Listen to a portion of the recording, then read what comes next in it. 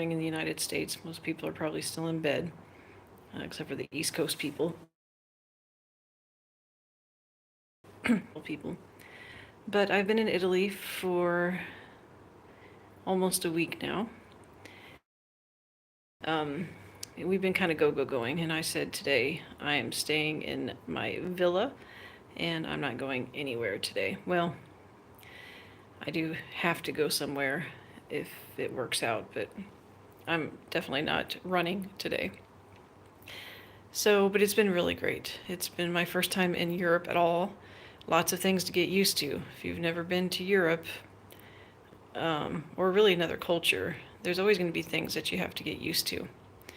And some things here that we have to get used to. Italians everything tends to shut down for a few hours in the early afternoon. So you can't do a whole heck of a lot. You especially can't eat. Italians tend to eat dinner much later than Americans do, or most Americans. And so you have to, if you want to go eat at a restaurant, you really kind of need to wait until later, like after 7. I mean, there are some places that will serve you earlier, but if you want a real nice, authentic Italian restaurant, which I don't think I've eaten at an authentic Italian restaurant yet. And so I've been asked how the food is, because everyone talks about how great the food is in Italy, but personally I haven't been impressed yet. But I just don't think that's because I've had the opportunity yet to eat at a really authentic restaurant. Now, I did eat at a cafe in Venice yesterday for breakfast, but even still, the eggs was supposed to be scrambled eggs, but they were kind of runny scrambled, and I don't like them runny scrambled. And I think I'm just picky. I'm really picky. I didn't used to be so picky, but I've gotten really picky with my food over the years. But so the first day we got here, of course, we did a lot of sleeping. And then the next day, we just kind of hung out. Or did we go to Naples the next day? Anyway, Naples, let me tell you, is a madhouse. If you ever come here, you don't have any business driving to Naples. Don't do it. It's a madhouse. Better to take the train and walk, go to the city center and walk around and then take your train back. First of all, it's faster. And second of all, driving in Naples is just absolute mad. I mean, everyone's talking about how crazy Italian drivers are, and I've been thinking, it's not that bad. At least where I'm staying, the driving's really not anything out of the ordinary, especially considering I've been to South America, and I know what the driving's like there. And this isn't anything compared to, well, Naples is, but the rest of, and I drove all across the country yesterday, so I wasn't too, I mean, Italian drivers are pretty okay, Yeah, they want to drive fast, they want you to get over, but the great thing is they're more considerate here. People don't have that ego that Americans have when it comes to driving. Like, if you're trying to pass somebody in Italy, they'll let you pass. They don't care. They're not going to speed up to keep you from passing them, which is what happens all the freaking time in the US. People have this ego, like, oh no, you're not going to pass me, even though I'm driving really slow. Oh, I'm going to speed up so you can't pass me. That just doesn't happen here. If you're trying to pass somebody, matter of fact, a lot of times, Italians will pass over to the far right to make sure you have plenty of room to pass them, even in a no passing zone, even with oncoming traffic. Over, so you can pass. Okay with that. So let me tell you about my adventures in Naples. So we drove down there, and well, first we went to Pompeii, which that was nice. That pretty uneventful. Pompeii was pretty awesome, and but then I had heard about this really famous market in Naples that I wanted to go to, and well, I don't know if what we saw as the market is the one that I was expecting. Me and my one son were in one car, and then my other son and his family were in another car, and we kind of got separated because the streets in Naples, like the neighborhood streets, they're like incredibly small, horribly small, scary small. And then, of course, in Naples, you've got the motorbikes zipping around you. I mean, the motorbikes are everywhere, and they're zipping, zip, zip, zip, zipping everywhere. And I had to run like 2 red lights in Naples because they don't really pay attention to red lights. And when I tried to stop at one, everyone was zipping around me and going around me. So I was like, well, I guess I'm just going to run red lights here because that seems to be what the locals do. Going through a roundabout, I've never felt so scared in a roundabout in my life because it's if you've been to South America, which I have, just one country, Colombia, um, traffic doesn't have like lanes in South America, or at least in Colombia. Everyone just kind of clusters together and tries to get around each other. And I don't know why they paint lines on the road because nobody pays any attention to them. And cars might stop halfway in this lane and halfway in that lane. And that's kind of how it was in Naples. Going through the roundabout, there was no order. It was just a free for all of everyone trying to get around before you. And and then I ended up getting on this road. My GPS was trying to take me down a road that was like 2 feet wide, and then there was a dead end, and I was supposed to be able to continue to go through. So now I have to back out of this dead end of this little teeny tiny, road, and I can't believe I haven't destroyed my rental car by now. I have not hit anything, and I feel very proud of myself for that because I've had many opportunities to really mess up that car. Um, what was I going to say? Um, so a lot of the roads, even here where I'm staying, you know, drivers are much more tame. Roads that they tell you to make a left or right on, in America they would be called alleyways. They're alleys. I mean, picture an American alley in a city. Well, those are the roads here. And those are the roads they expect you to drive on. And you're like, this is an alley. It's not a road. Well, yes, it is. And that's where you need to go. Like, okay, it's kind of crazy. Um, but, it all works. And actually, I kind of find that it's nice not having to worry about the rules so much, that way. Oh, and if you're stopped and traffic's coming this way and traffic's coming that way and it's just coming, and you can't get out, well, you just kind of ease your way into traffic and force the traffic to stop so that you can go. And that's perfectly acceptable here. And I actually kind of like that because how many times in America are you stopped at an intersection, there's traffic coming for miles on both sides, and you're like, I'm never going to get out of here. Well, in Italy, you just go. And I kind of like that. Hello, whoever's there. How are you? Tell me. Um, so Naples, honestly, I didn't really appreciate Naples because it was just a little kind of crazy. And um, me and my son that was in the car with me, we got separated from my other son. They actually stayed in Naples, found a parking place, got out and walked around. One of the quote unquote roads that I was driving on in Naples, um, there was literally no cars on the road. There were market stands all along the side of the road and people walking. But my GPS routed me to this road, and everyone thought it was normal that here I am walking amongst all of these pedestrians. I mean, not walking, but driving amongst all these pedestrians. I had to honk my horn to get people to get out of my way. And then you honk their horn and they just step aside. They don't even turn back and look at you. They just expect that you're going to be there. And another thing in Naples that's really crappy that I did not like, pedestrians, it doesn't matter where they are or what road you're on or how busy the road is, they will just start walking out in the road and not even look to see if there's traffic coming, that nobody's going to run them over. And there's a couple times where people almost got ran over because I was just driving. I was like, what in the world? My son said he came this close to really running somebody over. So that was just a little too much crazy for me. And I was like, I just want to get out of here. I don't even want to be here anymore. And so we just left and went home, me and my other son, or back to this place. And we were both just fine with that. And then the next day, we got up stupid early in the morning, and we had planned on taking a train to Venice, and I had a room booked for the night in Venice, but we found that the trains, if you book at the last minute, are pretty dadgum expensive. We didn't expect that, but it was. It was expensive. And we're like, well, we don't want to pay that kind of money just to get there and back.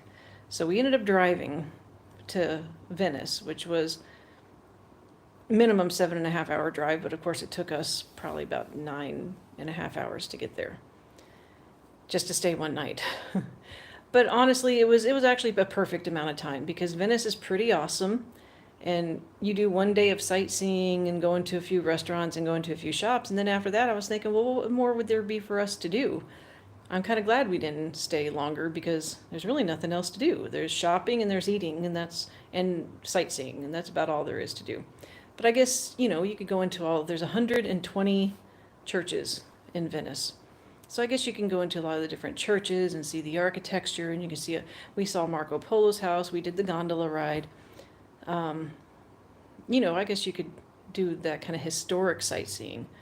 But it was perfect. We were ready to get back and leave. And so it was just a really nice experience. Venice was beautiful. It was wonderful. I really enjoyed it there. And I wouldn't mind staying a few more nights just to kind of explore and walk around. Um, and I would like to have gone to Murano and take a glass blowing tour to watch the glass blowers. That's something. And we drove back. So on the way up to Venice, we took the road that had all the tolls, which the tolls are kind of high. I think we ended for the tolls, maybe more. And then we decided we weren't going to do the toll roads coming back, which was a nicer countryside type ride. But it was a little not quite as nice in the sense that the roads weren't quite as nice. They were still pretty decent though. But there was one point, okay, something about Italian roadways that need to be improved. And if they are trying to redirect you onto like another road because they're doing work on this road, so they need to move you over into the other road, they don't give you any warning. I mean, you get like a very tiny bit of warning that, hey, you're about ready to move over into another lane. And you could run right into the barricade, like right into it very easily, because everyone's doing like crazy high speed, right? And one time I almost did run into a barricade because it came up on so suddenly with no warning. And then they totally redirected us off the road altogether into a detour, no warning whatsoever. It just, you had to see ahead of you that there was a barricade on the road that you're driving on and get off on the alleged detour where they didn't even show you where to go, really. And so everybody obviously had their GPS turned on, and the GPS kept routing everybody in a direction that was also blocked off. So we were going down this other road, and everyone had to turn around and go back because the other road was blocked off too. And it was not a whole lot of explanation of what you were supposed to do. But we managed. We made it home, and it was an adventure. But, I was actually really impressed that even the non-toll roads were pretty decent roads. And what I really do love about Italian roads, if you're driving through the mountains in Italy, there is no scaling the mountain with way up high on a cliff where you might fall off the mountain and go tumbling to your death. That doesn't exist here because the mountains, they drive literally through the mountains. So between the two mountains, they build these bridges, and then they have tunnels going through the mountains. And so you never at any time feel unsafe. And then they have, even on the bridges, they have really high guardrails, really high. Some go way up, like up over, like probably, I don't know, 8 feet over the cars. And so you never feel like you're going to fall off. And that's so wonderful. There's no fear in mountain driving in Italy, where in the United States, it's not quite the same. Of course, the mountain range is quite a bit smaller than the mountain ranges in at least the western mountain ranges, the Rockies. But I was just like, never at any time did I ever feel like I was going to fall off a mountain cliff. That was nice. I appreciated that. Hello, who's ever watching.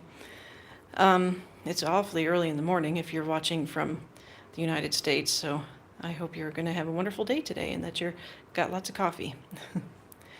So we made it back yesterday, and today's just kind of a rest day. You see, I don't have any makeup on. I'm tired. I've had my shower, and I'm just going to chill. So that's my Italian adventure so far. I've still got another week. Don't plan on doing it quite as much running in this next week. We still have to go to Rome.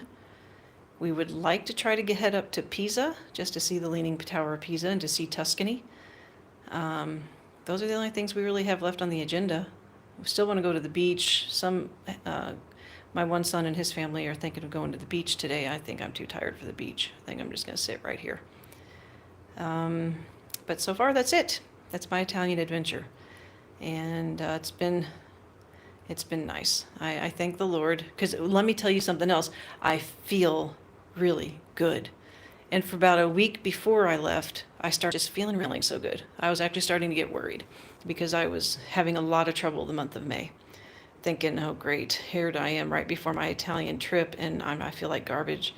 But a week before my trip, I started feeling good, and I still feel really good, like normal, like I don't have cancer at all. And I don't have any pain, I don't have any fatigue. I just feel good. And praise God, He's just been really good to me to allow me to feel as good as I do for this trip. He didn't have to do that at all, and I'm just so thankful. So that's it. Hopefully, it'll continue. I'll continue to feel good. Maybe it's because my body's killing the cancer. Wouldn't that be nice? Wouldn't it be nice to learn that you can kill cancer without chemo and radiation? And I'm hoping that's what I'm able to teach you guys. I'm waiting to see if that's what the end result is going to be here, because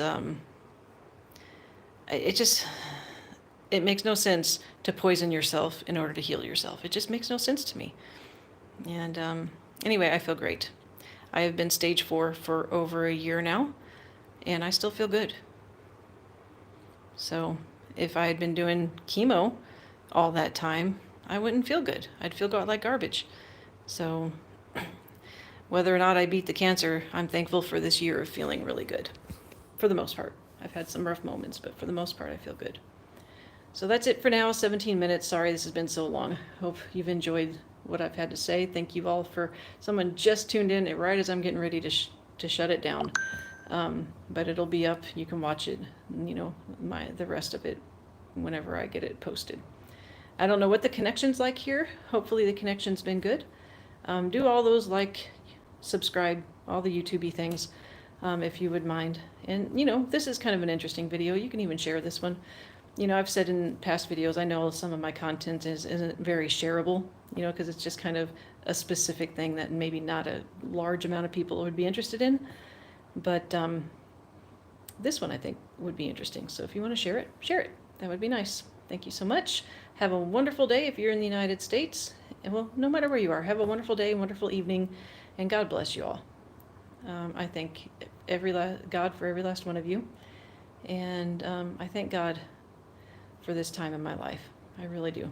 You don't have to be sad and miserable because you have an illness, a terrible illness. You can enjoy the wonderful things of life still. Of course, it's easy to say when you feel good.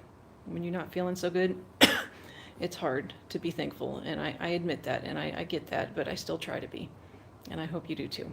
So take care, God bless, and I'll see you around. Bye-bye.